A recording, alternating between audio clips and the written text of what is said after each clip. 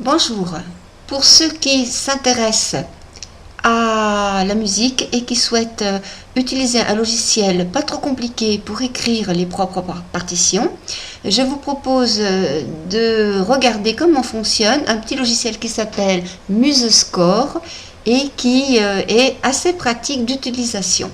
Donc tout d'abord, il faut aller dans bien sûr votre navigateur internet pour aller chercher ce logiciel et le télécharger. Nous allons donc aller le chercher en écrivant sur votre recherche de Google, par exemple, vous écrivez MuseScore.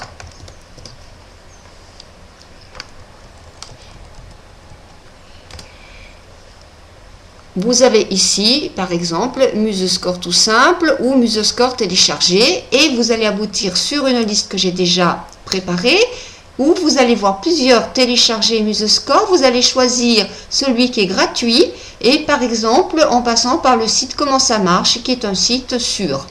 Donc en cliquant sur télécharger MuseScore gratuit, vous tombez directement sur le bon logiciel. Vous voyez qu'il est valable pour différents systèmes d'exploitation, donc notamment le Windows 7 et qu'il est en français et de licence open source, donc gratuit. Vous cliquez sur le petit encart vert télécharger, puis vous attendez quelques instants et ensuite vous allez chercher à l'endroit où vous avez téléchargé. Moi ce sera dans ma bibliothèque musique. Vous allez chercher donc le logiciel que vous avez enregistré. Une fois qu'il est enregistré, vous voyez il s'appelle musescore.exe et donc en double-cliquant sur cette icône, vous allez exécuter, c'est-à-dire installer votre logiciel. Nous allons passer maintenant directement, considérant que vous savez faire cette installation, nous allons passer directement au logiciel lui-même. Donc lorsque l'installation est faite, vous avez cette icône qui se met sur votre bureau, MuseScore, et vous double-cliquez dessus pour l'ouvrir. Vous voici donc avec une page de modèle. C'est un simple modèle pour vous montrer ce qu'on peut être capable de faire avec ce type de logiciel. Mais nous, bien sûr, nous allons commencer par une page blanche. Donc nous allons ici cliquer sur créer une nouvelle partition. Alors il faudra que vous ayez bien sûr une idée de la partition que vous souhaitez écrire. Vous mettez un titre. Alors, toutes ces choses-là peuvent se corriger, se compléter, se modifier par la suite. Vous pouvez éventuellement rajouter un sous-titre, le compositeur, si c'est vous qui avez fait un arrangement, marqué que vous êtes l'arrangeur, etc. Puis, vous décidez de créer une nouvelle partition vierge ou éventuellement à partir d'un modèle. Ici, nous avons coché « Créer une nouvelle partition vierge » et suivant. Là, bien sûr, vous avez énormément de choix. Est-ce que vous voulez créer une partition uniquement pour des rythmes? Vous pouvez choisir à ce moment-là Woodwinds ou pour de la guitare, pour simplement une partie de chant. Nous allons créer aujourd'hui pour du piano. Donc, keyboard qui veut dire clavier. Vous voyez qu'en cliquant sur la petite flèche ici, vous avez d'autres propositions qui correspondent au clavier, piano, célesta, piano électrique, orgue, etc., etc. Vous avez même ici l'accordéon et le bandoneon. Voilà. Donc, nous allons choisir une partition de piano simple. Je clique sur piano. À ce moment-là, vous avez le mot ajouter qui s'éclaire.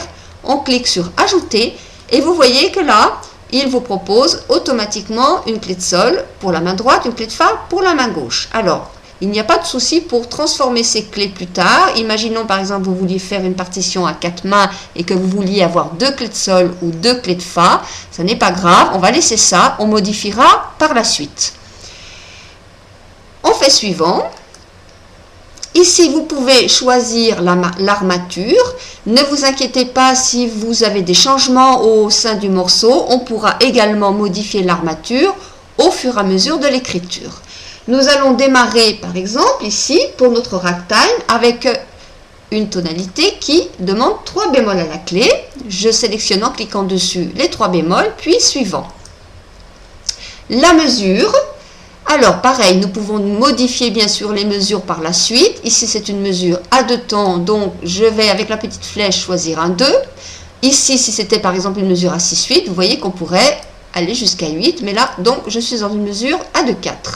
Éventuellement vous pouvez choisir, si la première mesure ne démarre pas tout de suite sur le premier temps, l'anacrouse, avec soit simplement un temps dans la mesure, ou soit éventuellement 3 temps dans la mesure. Alors là, une mesure à 2 temps, je ne peux avoir qu'une anacrouse qui est sur le dernier temps. S'il n'y a pas d'anacrouse, eh bien, je ne coche pas. Là, c'est pareil, si vous avez oublié de cocher, il est tout à fait possible également de modifier au cours de l'écriture. Saisir le nombre de mesures. Vous avez ici des flèches pour choisir vos mesures.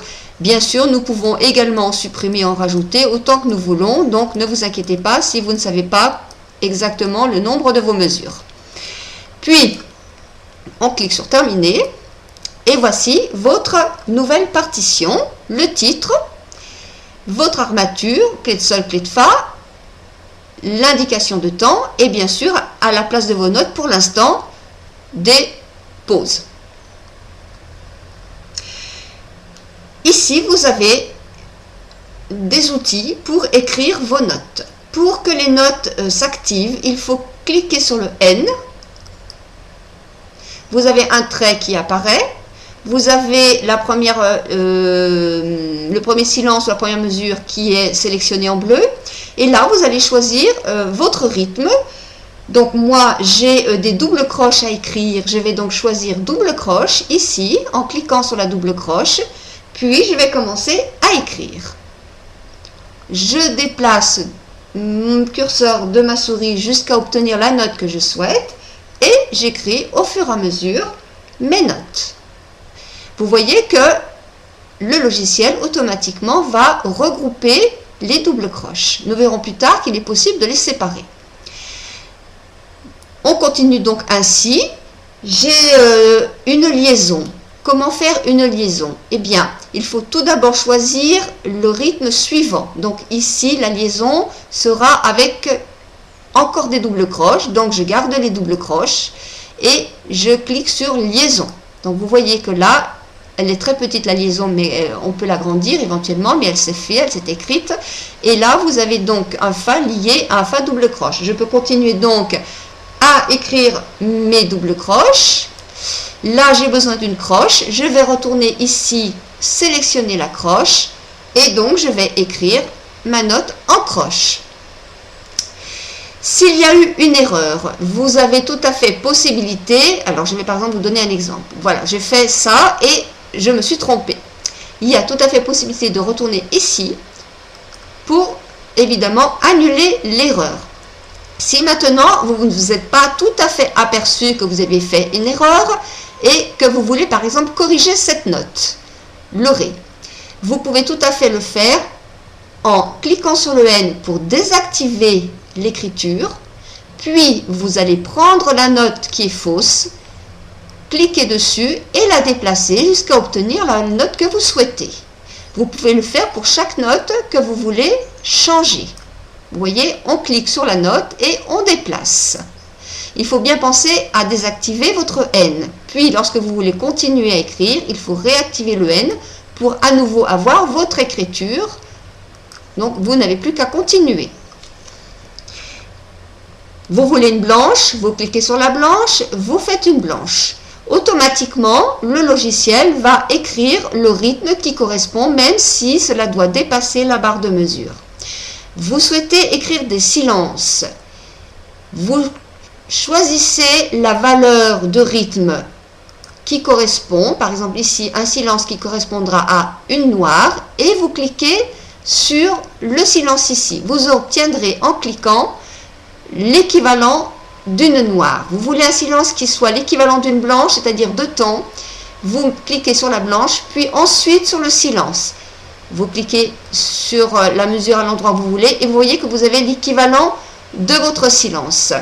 Si je clique sur une ronde, silence, ici vous aurez l'équivalent de votre ronde, et ainsi de suite. Donc si par exemple vous voulez un silence qui corresponde à une double croche, vous cliquez sur double, silence, et là vous voyez que vous allez avoir automatiquement votre quart de soupir. Vous pouvez continuer à écrire soit vos doubles croches, à ce moment-là désactivez bien le silence, vous continuez en double croche, ou si vous devez à nouveau changer, pensez bien à changer votre rythme. Tout se passe donc ici.